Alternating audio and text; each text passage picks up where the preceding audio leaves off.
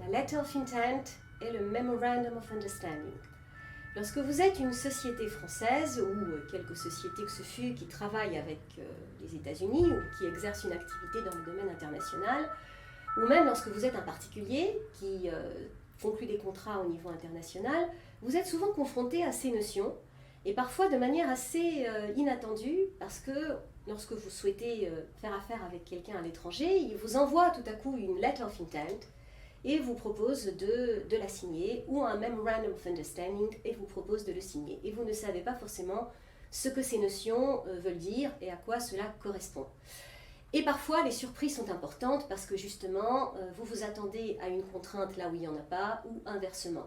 En droit international, et l'anglais c'est la langue du droit international des affaires, le Memorandum of Understanding est un document qui inclut des droits et des obligations, mais non contraignants du point de vue juridique, sauf exception.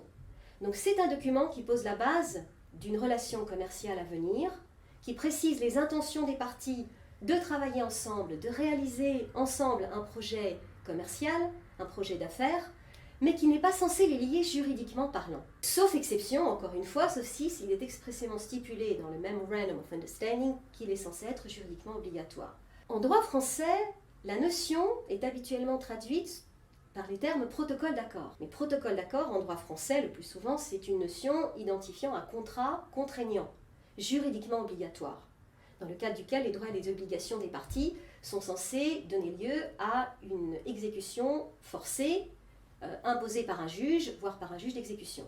Donc ce n'est pas du tout la même optique. C'est pour cela que lorsque vous signez un Memorandum of Understanding, vous devez bien préciser quelle est la loi applicable et vous devez bien stipuler, dans le cadre de ce mémorandum, si il est contraignant ou pas, s'il est obligatoire ou pas. Vous devez bien faire attention au degré de contrainte de ce à quoi vous vous engagez pour ne pas avoir des surprises, parce que si vous ne le précisez pas, le droit le fera pour vous, et le droit sous forme de juge, éventuellement de juge français, qui pourrait éventuellement souhaiter vous imposer des obligations juridiques là où vous n'auriez pas souhaité les assumer.